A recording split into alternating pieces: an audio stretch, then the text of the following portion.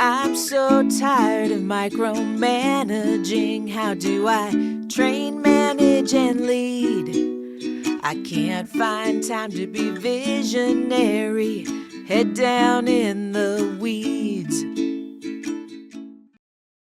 All right, let's talk about the confusion around networking and marketing and biz development that's used typically in the corporate enterprise world or community outreach coordinator. I get this question all the time. And in law firm admin bootcamp, I'll get client service coordinators, intake coordinators coming and saying, all right, we're going to go do this event or get the attorney a speaking engagement. What should I have at the booth? What do I do? And I'm like, no, you don't have the time for that. We need a dedicated person, especially in this day and age with AI and automations galore. Everyone's talking about automations. What will make you rich? What will make you incredibly disruptive is go back to bare bones, basics, grassroots, and having somebody who is consistently working on your branding. If you're spending money on retail marketing, Meta, SEO, LSAs, billboards, TV commercials, direct mail, whatever it might be, and you do not have a community outreach coordinator, you are leaving so much opportunity and money on the table. We need to go back to our community, to our marketplace, to our referral sources. And I'll hear, well, what the hell are they doing all day? I'm not paying someone to go hang out at the chamber all day. I'm not paying somebody to just go and network. I've never gotten a great ROI on that. But consider the possibility that the way that you've done it in the past is what's not working. So I hear, and I have many podcasts, we'll put this in the show notes where I interview Carlos, where I interview Cassidy Lewis in regards to that's 100% their job, 40, 50, 60 hours a week, where they are working on business development and community outreach. So let me paint a picture in regards to what they're doing all day. So we think that they're going to, let's say, provisors, which if you are an attorney and you are not in your local provisors group, I highly recommend you are, or your business development manager. So you're attending that every Friday. My group meets every Friday at 7:30 in the morning. So you're going to that, and my ideal referral source is attorneys. 47% of the makeup of provisors is attorneys. And so in my group, you go and then you do what's called a troika, where you get connected and do a happy hour or coffee or what have you with 3 people, 3 of you in a group. So you just have the networking event once a month, but then you go and meet different people and do a one-on-one meeting with them. So you're thinking about that. What are they going to do? Just networking? No, there are multipliers. Nothing is ever one and done and one and out. Now you got the troika. Now you have, if they're a good fit, where you have to facilitate them getting with the attorney and figuring out how we're going to do a joint presentation, or the attorney comes in and does a presentation to their entire group. I just got out of my provisors. I'm doing a 2-day event for the Colorado Bar Association in person, what have you. Now we got to prepare for that. What type of gifts are we bringing to them? PowerPoint presentations, workbooks, and what have you. All the connections I'm going to make there. My business development person will be there, the follow-up meetings and the one-on-one follow-up meetings. Nothing is ever a one and done. So there's a difference for your biz development person. And in Law Firm Admin Bootcamp, we have suggested daily time templates for the business development community outreach coordinator. And then when they get things rocking and rolling, now the attorney, the visionary of what they need to be doing, because they are triaging and they are the gatekeeper, and nobody gets on the attorney's calendar until they've been pre-vetted, whether it's a presentation. So they're doing networking, which is brand awareness and what have you. They track and measure it and decide when they're going to stop doing that. Not going to be going to the chamber. Some organization or some marketplaces, the chamber is phenomenal. Not here for us, but what have you. But we're going to go for 2, 3, 4 months before we go once and kill it. you're okay to pay someone $20, $25 an hour, whatever it's going to be, plus a bonus structure for their effort. And they're giving you reporting and metrics every single week for networking, for private speaking engagements, for one-on-one meetings that come out of the networking that they're doing, then looking and seeing which ones deserve a second meeting. Doing community events within. So whether this week on our open marketing power hour, people were talking about what they're doing for speaking events at turkey trots in their community, heart and run walks within their community, what they're doing to make it a multiplier, not just having a booth or putting their name on the back of a t-shirt or what have you. So a lot of different events that they have to do pre, during, and post. If you even hear me just talking right now, do you see how this is a full-time position? You should not have your intake coordinator. They can be involved in it if it's something they like, but it's not their main KPI. It's not their main ROI attached to it. How many of you attorneys want to do this all day? If you listen to the podcast that we're going to put in the show notes of Carlos, who is a community outreach coordinator that we hired that previously worked for the Florida Marlins, and he shares, I've been going to this facility trying to get in with them for months and months and months, and they, treat me like a third-class citizen, won't give me the time of day, blah, blah, blah. And I was driving by, and I'm like, screw it. I'm going to go give it an old college try and pull in there. Lo and behold, that was the time that clicked and hit. They're like, Carlos, come in. I ended up spending almost an entire day there. Got his attorney a speaking event that's there now. Then they referred him to another person, and then he had meetings with them. Now the attorney is speaking for them as well. You get the drill. There are constant multipliers attached to it. So if you're Carlos, you were thinking you were going to drive in there and get a big fat zero from them, and you hit the mother load. Think about this. Carlos has time to actually stay there and spend time with them and actually be able to, and it was a multiplier because it's relationship building, it's connection, it's authenticity. If you're just a sales road warrior or guy, or if you're the attorney thinking you're going to do this whenever you could fit it into your calendar, you can't stay there all day because hopefully you have a client meeting or something where you have to get out of there. And you'll be lucky if you ever get back in there again. So because you're going to be showing up like this lazy salesperson with the brochure. And, let me just pop in there and see if I could get something out of it versus an intentional strategy. So if you were thinking, like, why would I hire a community development person? What are they going to do all day in regards to generating new opportunities? And then they equally have to go back and nurture old opportunities. The most recent study coming out is that it takes 14 touches, 14 follow-ups, 14 connections before you will get a hell yes. So if you're a business owner, you better not have time to be able to do that, because then it means you have no money because you have an empty calendar and no engagement agreements. So this is the greatest investment. If you're spending money in Meta for, $132 a lead, or if you're on LSA, whatever you're spending for Google, the amount of money that I see in the weekly marketing power hour when people come with budgets and then they show up with their reporting from their marketing agencies, but they have no community outreach coordinator. Back to basics will win, guys.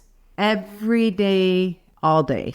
People are looking for connection, education, collaboration now more than ever. So should you hire a business development community outreach coordinator? Hell yes, like yesterday. If you look on the return on investment, it is like 10x, maybe 20x in regards to that. And it's not your time. So you can even be like, okay, it's research and development. How many risks do we take with marketing strategies? We're like, okay, let's deploy this Google something and see if it works. Paying $3,500 for the agency fee, and then we're getting leads. We're not sure if they're qualified. We don't know the life cycle. This you can track and measure by people. by opportunities, by organizations within your marketplace. It blows my mind. I don't know how else to explain this. Now, how to train them on the tracking, on the measurement, where to go to find them, don't you worry. Click below. There's a link to register. I'm doing a free master class on exactly how to find them, how to train them, how to onboard them, how to build their KPIs, and making certain that you get an ROI on it. I mean, let's think of all the billionaires and business owners from a million years ago. There was no internet. There was no email. There were no automations. There was no Meta out there. And look at what they did. You know, you go back and you think of Cutco and the door-to-door salespeople, or Mary Kay, or Shackley Vitamins, or whatever it might be, or the insurance agent that your dad hired 50 years ago, 100 years ago. It was all networking. It was all relationship building. It was all community outreach. And maybe that wasn't the language or the terminology that they had back then. So if you are interested in more business, authentic business, leads that are coming pre-qualified, pretty dang hot, because they're coming from referral sources, because they're coming from community, and you want a system in regards to marketing, what to do for new outreach in regards to facilities and corporations, what to do for new outreach in regards to one-to-one power partners or referral sources, and then what to do from a nurture strategy. I ask all the time, tell me about your nurture strategy. Oh, we just finished our automations in Lawmatics. Are you looking at the click-through rate?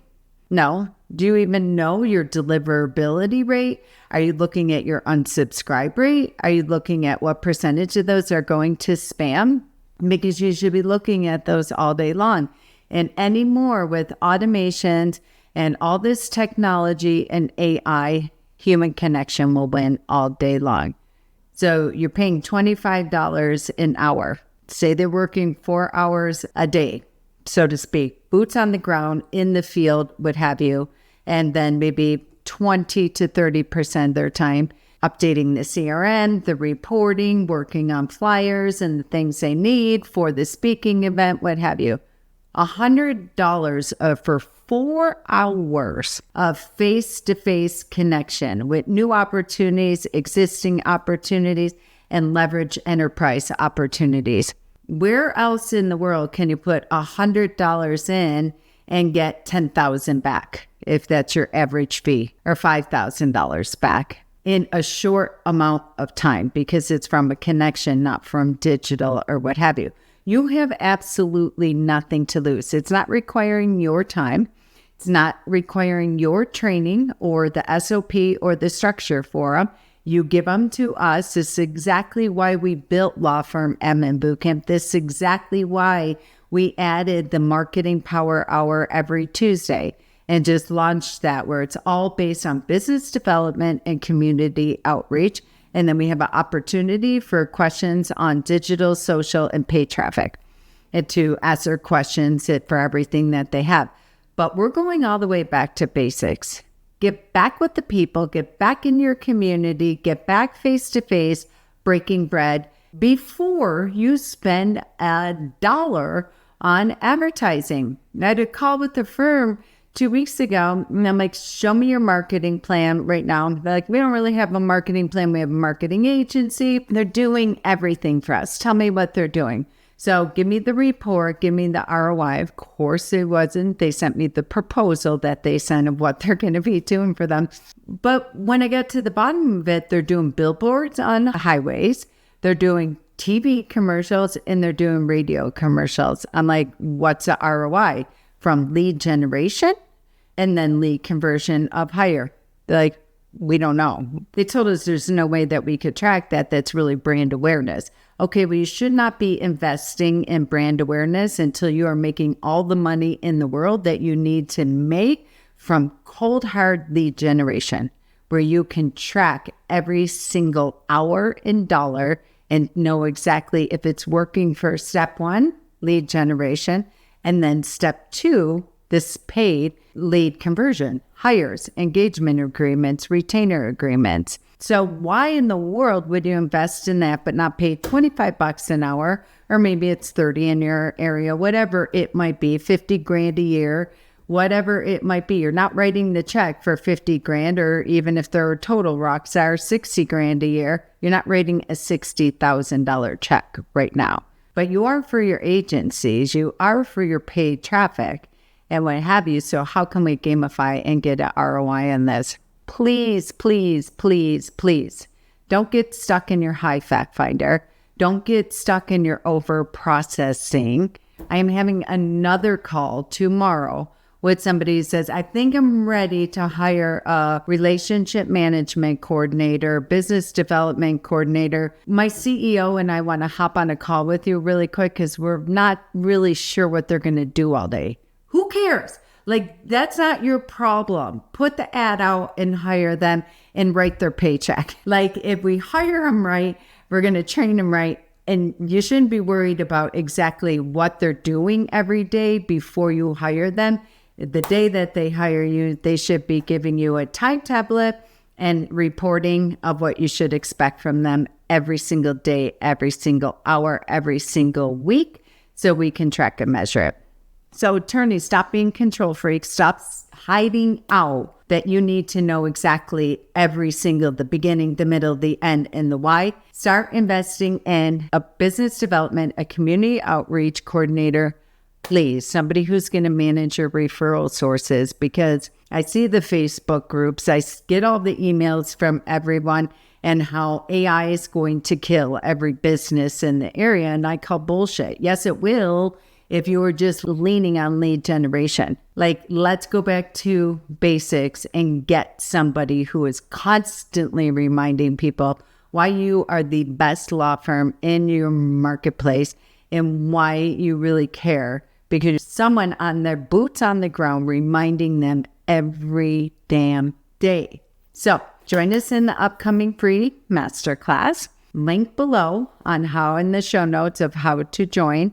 Give us, if you have a community outreach coordinator and you're not sure what they're doing, or you have a marketing coordinator, or maybe you have a client service coordinator who's been doing it while doing their job. And if they got some time and structure and a framework for how to really blow it up, book a call with us, get on the call, and let's figure out if you have somebody already in your team that can do this with intentionality, purpose, KPIs, so you can get your ROI.